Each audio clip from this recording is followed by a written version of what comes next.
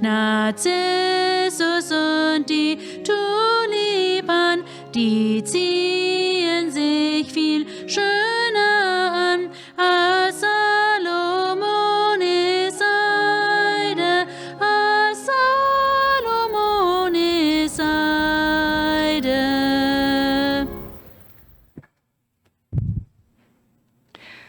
Liebe Gemeinde, am vergangenen Wochenende habe ich meinen ersten Canada Day gefeiert.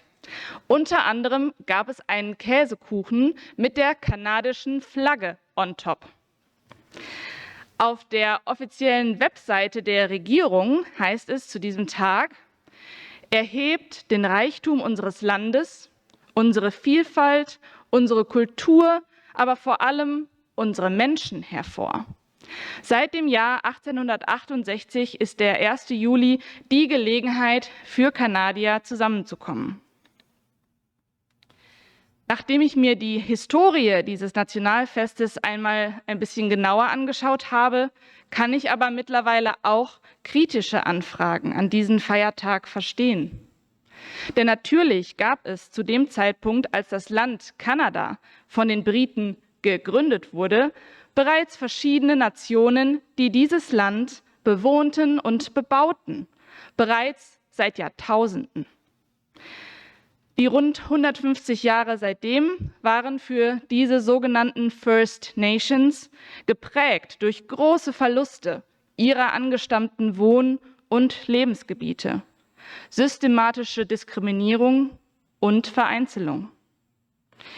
Im Juni, dem National Indigenous History Month, hatte ich die Gelegenheit, gleich mehrfach etwas über diesen leidvollen Teil der Geschichte der Ureinwohner dieses Landes zu lernen. Besonders bewegend war für mich dabei die Lektüre des Buches Five Little Indians von Michelle Good. Im Rahmen eines Gesprächskreises der Lutherischen Synode hier haben wir das gelesen und besprochen. Den hat unsere Präsidentin Iris Schweiger auch federführend mit vorbereitet und es war eine sehr intensive und gute Erfahrung.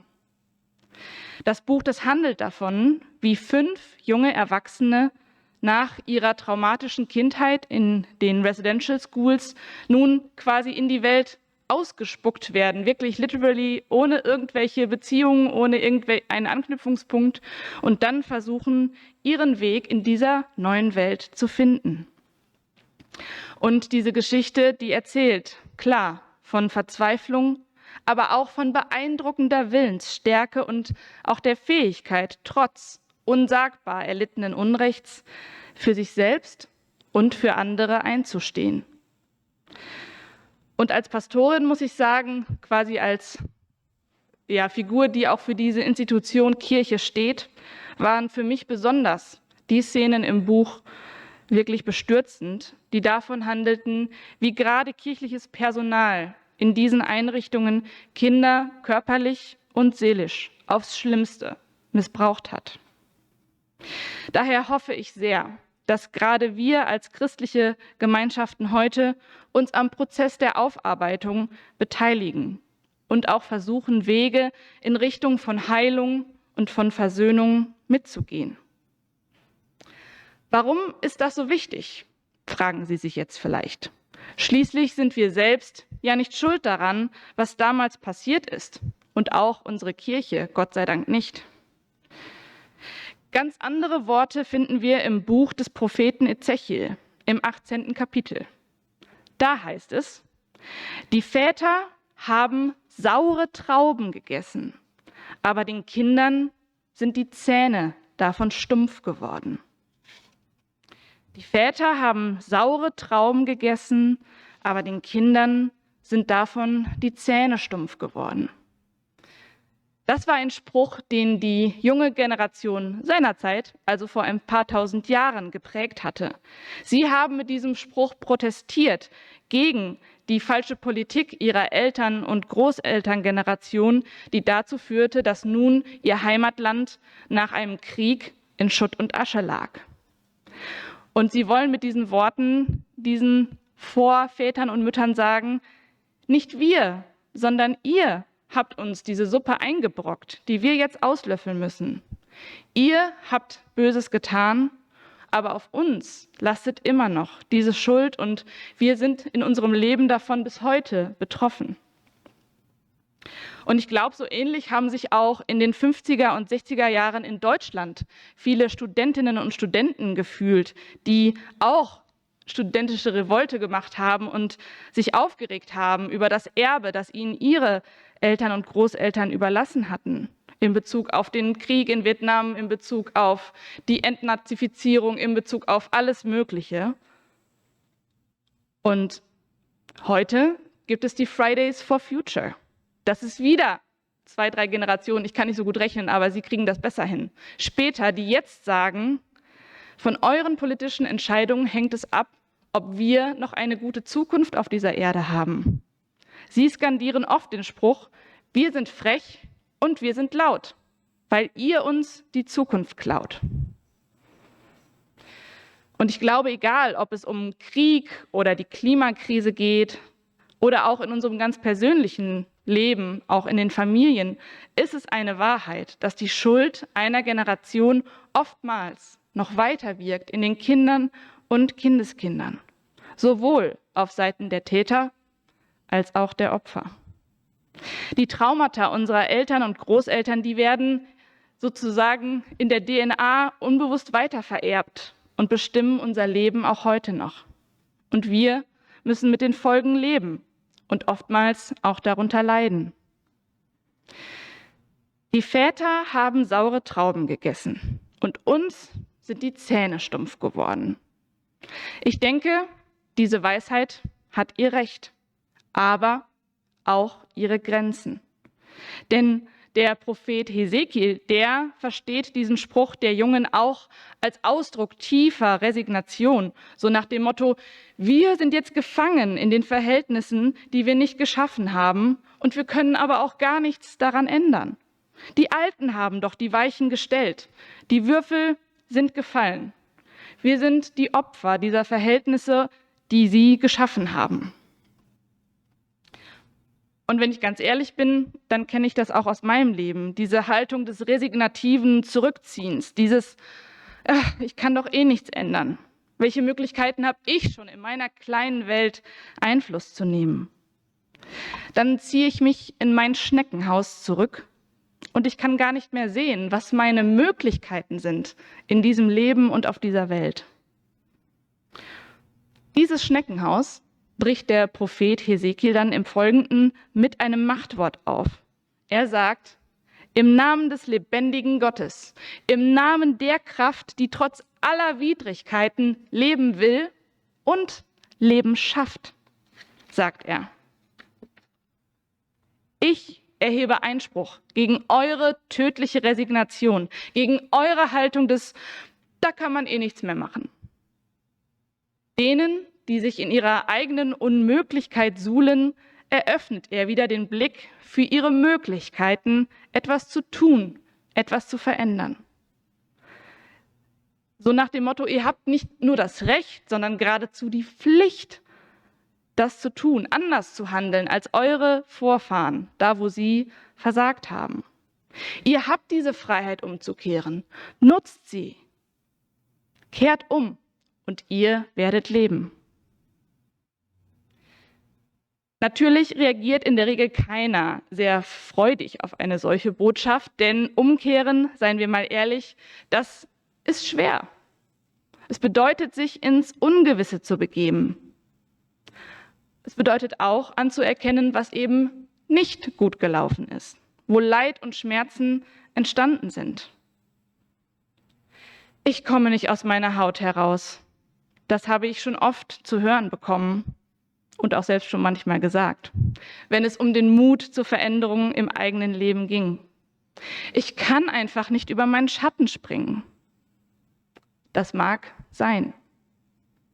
Manchmal fällt es einfach unheimlich schwer, diese ausgetretenen Pfade zu verlassen, auch wenn wir merken, dass sie uns und anderen nicht gut tun.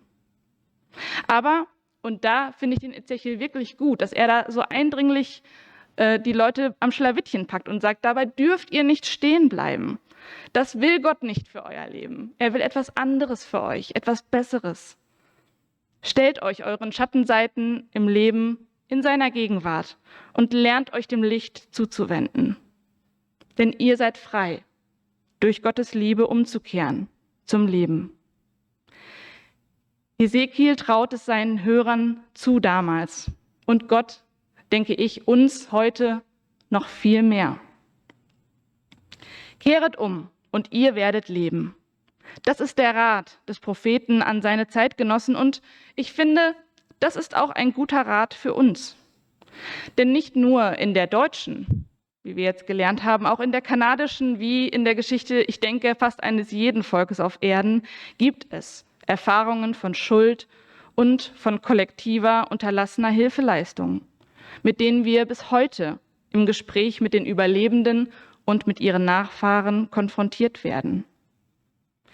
Und ich glaube, so schmerzhaft das für alle Beteiligten auch ist, genau eine solche Konfrontation in dem Sinne, dass man darüber redet und das eben nicht in die Ecke irgendwo schiebt und es wegdrückt, sondern sagt, ja, das ist so gewesen und das war schlimm, das braucht es. So wie das zum Beispiel der Erzbischof von Canterbury in diesem Jahr getan hat. Er ist nach Kanada gekommen und hat mit Überlebenden einer Residential School gesprochen.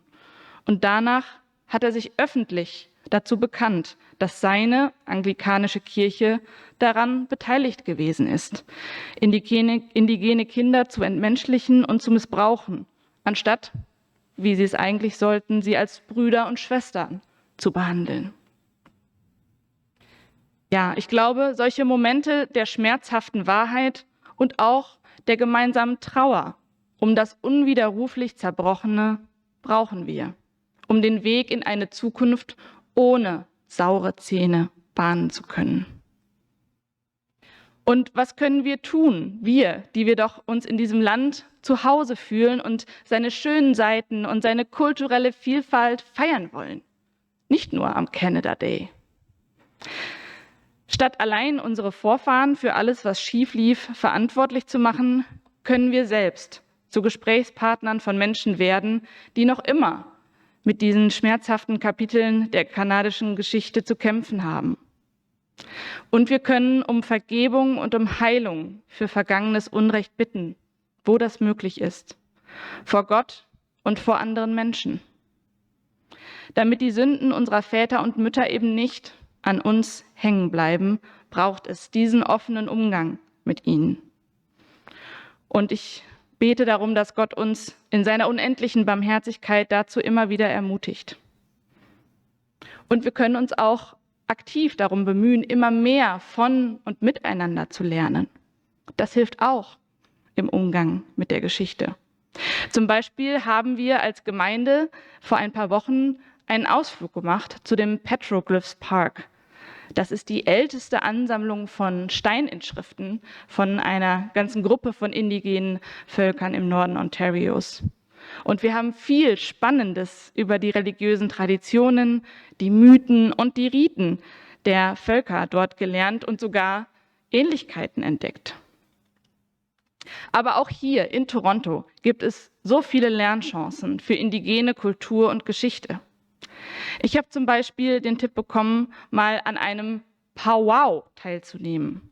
Das sind lokale Treffen und Feste verschiedener Stämme, die sich über respektvolle und interessierte Besucherinnen und Besucher immer sehr freuen. Kehret um, so werdet ihr leben. Ich hoffe, wir können diesen prophetischen Ruf in unserem Leben hören und ihm folgen, denn darin liegt unsere gemeinsame Zukunft, in Kanada sowie in jedem anderen Land dieser Welt. Und der Friede Gottes, der höher ist als unsere Vernunft, der bewahre unsere Herzen und Sinne in Christus Jesus. Amen. Wenn die Hand, die wir halten, uns selber hält und das Kleid, das wir schenken, auch uns bedeckt, dann hat Gott unter uns schon sein Haus gebaut, dann wohnt er schon in unserer Welt. Ja, dann schauen wir heut schon sein Angesicht in der Liebe, die alles umfängt, in der Liebe,